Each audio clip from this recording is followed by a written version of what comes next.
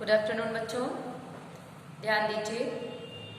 मैं आप लोगों की हाफ ईयरली एग्जाम की तैयारी के लिए कुछ मॉडल पेपर भी कल भेजे थे और उससे कुछ प्रश्न उत्तर भी आपको बताए थे। मैं उम्मीद करती हूँ जरूर आप उस प्रश्नों को देखी होंगी, उसके उत्तर भी ध्यान से सुनी होंगी। और एक चीज़ बेटा ध्यान देना है आपको कि आपके गद्य में 2 पार्ट है, भारत वर्षोन्नति कैसे हो सकती है और महाकवि मार्ग का प्रभात वर्णन। तो सबसे पहले मैं आपसे ये रिक्वेस्ट करती हूँ कि आप पाठ के नाम को ध्यान से देखिएगा, उसको लिख के देखिएगा, उसका उच्चारण करके आप लिख पा रही कि नहीं। क्योंकि आप कुछ बच्चे आज आए थे जिनसे मैं लिखने के लिए बोली, पहले पाठ का नाम वो लिख नहीं पा रहे थे। तो कैसे लिखना है, क्या उसका उच्चारण है, भारत वर्षोन्नति कैसे हो सकती है।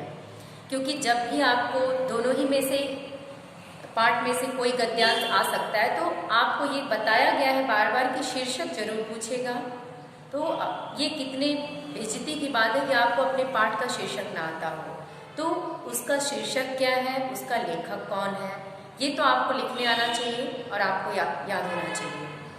दूसरा चीज़, वैसे ही आपके काव्य खंड में भी 2 ही पाठ है, एक कवि दूसरे सूरदास। दोनों ही पाठ आप ध्यान से, अब जैसे देखिए सूर को पढ़ना है तो सूर में उनके विनय के पद हैं, वात्सल्य के हैं और भ्रमर गीत हैं। मान लीजिए अगर आपको दे दिया कि अब कह राखी लेहु भगवान, इसका शीर्षक क्या है तो आपको लिखना पड़ेगा ना कि ये विनय से लिया गया है। या उद्धव मोहि ब्रज बिसरत नाही, ये किससे लिया गया है तो ये भ्रमर गीत का है। और वात्सल्य जिसमें कृष्ण के सौंदर्य का चित्रण है, तो कौन सी कविता किस शीर्षक से ली गई है ये आपको आना चाहिए। ऐसे ही कबीर का है, साखी जितने भी दोहा हैं कबीर के सब साखी से हैं, पद उनके पदावली से लिए गए हैं। तो पदावली से लिए गए पद और साखी यानी दोहा साखी से लिया गया, इस चीज को ध्यान देना है आपको। अगर पूछता है कि शीर्षक क्या है तो दोहा है तो साखी से लिया गया है, पद है तो पदावली से। ऐसे ही सूरदास के अगर वात्सल्य से है तो वात्सल्य शीर्षक डालेंगे, विनय से लिया गया है, विनय के 2 ही पद हैं केवल, वो दोनों पद आप देख लीजिए जो विनय से लिया गया है। और भ्रमर गीत आपके जो पद हैं वो ध्यान से एक बार देख लीजिए। इतनी ही तैयारी आपको करनी है। और रही बात कहानी की, अब जैसे आज मैं एक बच्ची से क्लास में पूछ ली कि बेटा 2 ही कहानी आपको पढ़ना, एक बलिदान और दूसरा आकाशदीप। उसमें भी या तो कहानी का संक्षेप में सारांश पूछेगा या तो उद्देश्य पूछेगा। तो इस कहानी के उद्देश्य पे जरा आप प्रकाश डालिए। तो उनको ये पता है कि कहानी मुंशी प्रेमचंद्र ने लिखा है, क्योंकि कोई भी कहानी का या सारांश लिखेंगे या उद्देश्य लिखेंगे, आपको ये बताना है कि उस कहानी का लेखक कौन है।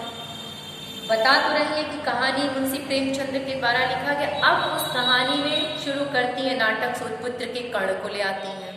तो आप ये ध्यान दे के पढ़िएगा बच्चों, बार बार मैं आपसे रिक्वेस्ट कर रही हूँ कि नाटक में सूतपुत्र के बारे में पढ़ना है। कहानी जो मुंशी प्रेमचंद्र के द्वारा लिखी गई है, जिसमें हरखू की जीवन वृत्तांत का वर्णन है, जो अपने खेत पे अपने जीवन को बलि की वेदी पर चढ़ा देता है।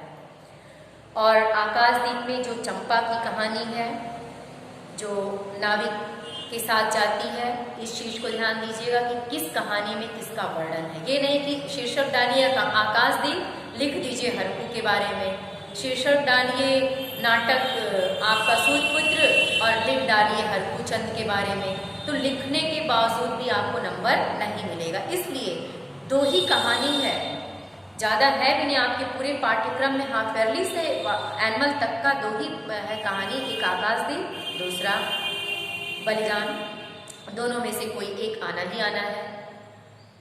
तो आपको सारांश और उद्देश्य तैयार करना है। नाटक में प्रथम अंक, द्वितीय अंक, तृतीय और चतुर्थ 4 अंक है, जिसमें कम से कम 2 आप हाफ ईयरली में तैयार कर लीजिए। और एक बचा कर्ण का चरित्र चित्रण। आपको फिल्म की स्टोरी तो याद हो जाती है, तो महाभारत आप देखी होंगी। तो वो महाभारत में प्रथम अंक में जब कर्ण जाते हैं ऋषि के पास शिक्षा लेने, तो परशुराम उनको क्या देते हैं, कैसे वो गुरु की सेवा करते हैं, क्या श्राप देते हैं, उसका वर्णन है। बस श्राप को शिक्षा लेने गए, परशुराम उनको श्राप दे दिए, प्रथम अंक समाप्त हो जाता है। द्वितीय अंक में द्रौपदी के स्वयंवर, जो उनके पिता राजा द्रुपद थे, उनके स्वयंवर की कथा का वर्णन है। कैसे राजा महाराजा आते हैं, कैसे स्वयंवर संपन्न होता है, किसके साथ उनका स्वयंवर होता है, फिर स्वयंवर का अंत कैसे होता है, वही कथा खत्म हो जाती है। तृतीय अंक में इंद्र और ये दोनों मतलब आते हैं कर्ण से उनका कवच कुंडल लेने के लिए, वो आपको दिखाया गया है, उसका वर्णन है। अब चतुर्थ में अंत में वही जो युद्ध होता है कर्ण और अर्जुन का, वो कर्ण अंत में कर्ण की मृत्यु हो जाती है, अर्जुन विजयी होते हैं, इस चीज का वर्णन है। तो बच्चों ध्यान दीजिए, बार बार मैं आपसे रिक्वेस्ट करती हूँ ध्यान पूर्वक देखिए। ये सब 5-5, 6-6 नंबर के प्रश्न पूछे ही जाएंगे बेटा। जब आप जान रही हैं तो उसको आपको तैयारी कर लेनी चाहिए। बचा जीवनी। जीवनी में 4 ही जीवनी है। कबीर जिनको आप शुरू से पढ़ती आ रही हैं, 9th से पढ़ रही हैं, जो निर्गुण निराकार ब्रह्म के उपासक थे, पढ़े लिखे नहीं थे, कौन नहीं जानता, उलट वासियों के लिए जाने जाते थे, उनका जीवन कौन नहीं जानता। कितनी सारे दोहे आपको याद होगा कि काकर पाथर जोरी के मस्जिद लियो बनाए, ता चढ़े मुल्ला बाग दे क्या बहरा हुआ खुदा है, जाति पाति पूछे नहीं कोई, हरि को भजे सो हरि का होई। वाह आडंबर के विरोधी थे, जाति पाति के विरोधी थे। कैसे जन्मे, कैसे उनका लालन पालन हुआ, कौन उनकी 2 संतान थी, उनकी भाषा क्या थी, वो तो पढ़े लिखे थे नहीं, खुद लिखते नहीं थे। तो संक्षेप में उनकी जीवनी तैयार कर लीजिए। सूरदास जिनका रिविजन मैं आपको कराऊंगी, ये हैं। इनको आप जानती हैं, भक्ति काल में 2 शाखाएं थी, सगुण और निर्गुण।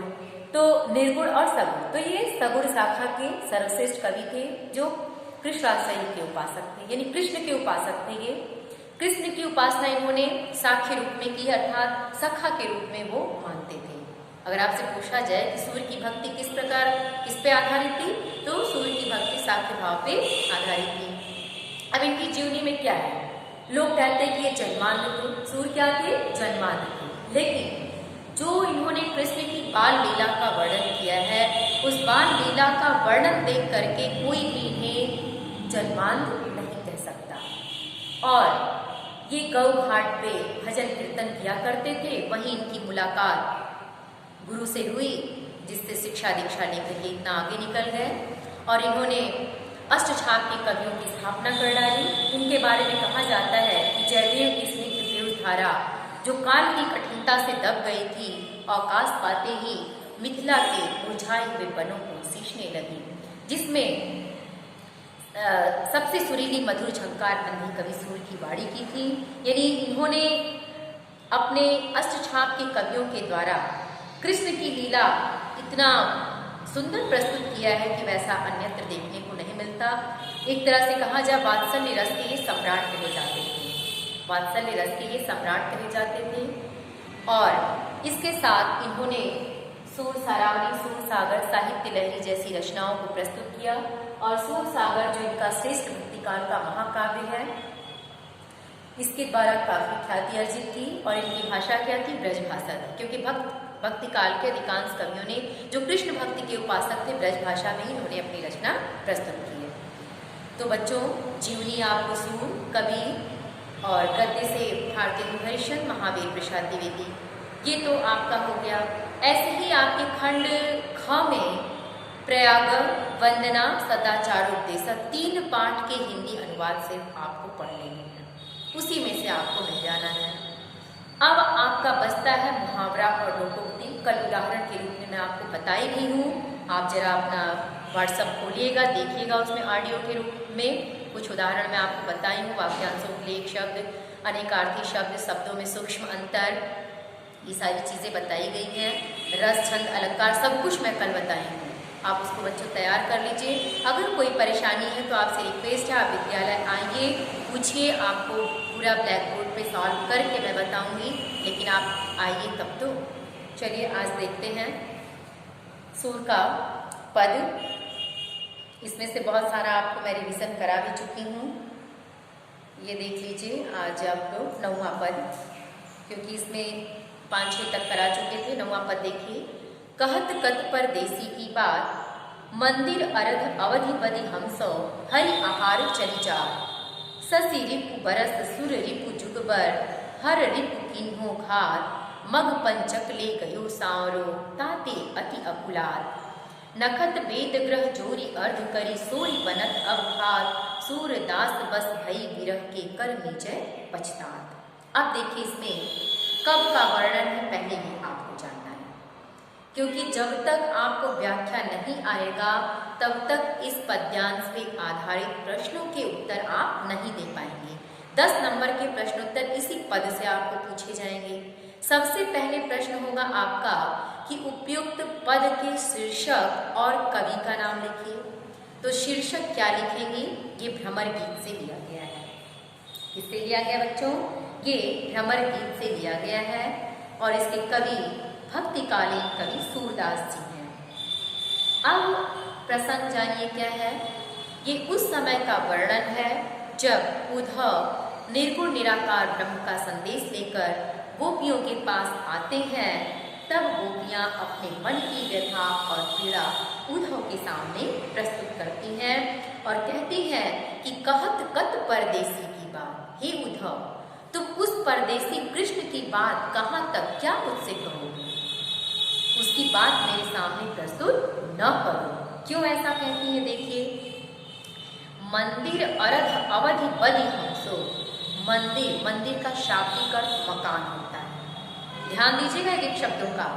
मंदिर का शाब्दिक अर्थ मकान होता है। मंदिर अरध माने आधा, अरध का मतलब आधा। अवधि अवधि माने समय, बलि माने वादा करना। तो मंदिर अरध माने आधा, अवधि माने समय, बलि माने वादा करना। बलि हमसो, हे उद्धव कृष्ण ने हमसे वादा किया। वदि माने वादा किया। किससे? हमसे। गोपियां कहती है कि हे उद्धव कृष्ण ने हमसे वादा किया कि मंदिर अरध अवधि बदि हमसो, मंदिर का आधा भाग, मंदिर का मतलब मकान, मकान का आधा भाग अर्थात एक पक्ष। जैसे मान लीजिए ये आपका मकान है, ठीक, ये आपका क्या हो गया? मकान हो गया। तो मंदिर अरध अवधि बदि हमसो, मकान को आधा कर दिए तो आधा एक भाग हो गया, इसको आधा किए क्या हो गया? एक भाग। तो मंदिर अरध अवधि बदि हमसो, हे उद्धव कृष्ण ने मकान का आधा भाग अर्थात एक पक्ष में हमसे आने का वादा किया। अब आपके मन में आएगा एक पक्ष का मतलब क्या होता है? देखिए, महीने में 30 दिन होते हैं, एक महीने में 30 दिन होते हैं। 15 दिन का कृष्ण पक्ष, 15 दिन का शुक्ल पक्ष होता है। आपका 15 दिन का कृष्ण पक्ष और 15 दिन का शुक्ल पक्ष। अब देखिए पक्ष हो गया ना, तो मकान का आधा भाग यानी 15 दिन का। तो कृष्ण हमसे मकान का आधा भाग अर्थात एक पक्ष में 15 दिन में ही लौट कर आने का बदि हमसो, बदि माने वादा किए। लेकिन हरि आहार चल जात, हरि माने शेर होता है, सिंह जिसको कहते हैं। हरि माने भगवान भी होता है, हरि माने सिंह शेर भी होता है। तो यहाँ हरि का शाब्दिक अर्थ शेर से है। तो हरि आहार चल जात, हरि का शाब्दिक अर्थ क्या बताया मैंने? शेर। शेर का आहार, आहार माने भोजन, भोजन क्या होता है? मांस। ध्यान दीजिए, शेर का भोजन क्या होता है? मांस। तो हरि आहार चल जात, हे उद्धव शेर का भोजन अर्थात मांस, एक मास बीत गया और कृष्ण लौटकर नहीं आए। वादा क्या किए थे? एक पक्ष में लौटकर आ जाएंगे अर्थात 15 दिन में। लेकिन हरि आहार चल जात, हरि अर्थात शेर का भोजन मांस, एक मास बीत गया और कृष्ण लौटकर वापस नहीं आए। अब देखिए, शशि रिपु बरस, शशि माने चंद्रमा, रिपु माने शत्रु। ध्यान दीजिएगा, शशि माने चंद्रमा, रिपु माने शत्रु, बरस माने वर्ष। तो सूर्य का, शशि चंद्रमा का शत्रु अर्थात दिन हमें वर्ष के समान लंबा लग रहा है। और जुग बर सूर्य रिपु, सूर्य माने सूर्य, रिपु माने शत्रु, सूर्य का शत्रु चंद्रमा अर्थात राम हमें युगों के समान लंबा प्रतीत हो रहा है। किसके बिना? कृष्ण के बिना। हर रिपु किन्होगात, हर माने शिव, शिव के शत्रु कामदेव हैं। शिव के शत्रु कौन है? कामदेव। तो हर रिपु किन्होगात, शिव के शत्रु कामदेव हमारे ऊपर घात किए हुए हैं, हमारे ऊपर प्रहार कर रहे हैं। मग पंचक ले गयो सांवरो ताते अति अकुलात। इतना ही नहीं, मग पंचक, मग पंचक माघ का 5वां महीना अर्थात चित्रा नक्षत्र। हे उद्धव, मग पंचक माघ का 5वां महीना अर्थात चित्रा नक्षत्र, तो चित्रा नक्षत्र अर्थात चित्त, चित्त माने मन, ले गयो सांवरो, हमारे चित्त को श्री कृष्ण लेकर चले गए। मग पंचक ले गयो सांवरो, माघ का 5वां महीना चित्रा नक्षत्र अर्थात हमारे चित्त को श्री कृष्ण अपने साथ लेकर चले गए। ताते अति अकुलात, जिसके बिना हम व्याकुलता का अनुभव कर रहे हैं। नखत वेद ग्रह जोर अर्ध करी, नखत नक्षत्र कितने हैं? 27 नक्षत्र हैं। नखत जोरी कर, नखत वेद ग्रह, देखिए नखत वेद, वेद कितने हैं? 4 और ग्रह कितने हैं? 9। तो इनको जोड़ेंगे तो कितना हो जाएगा?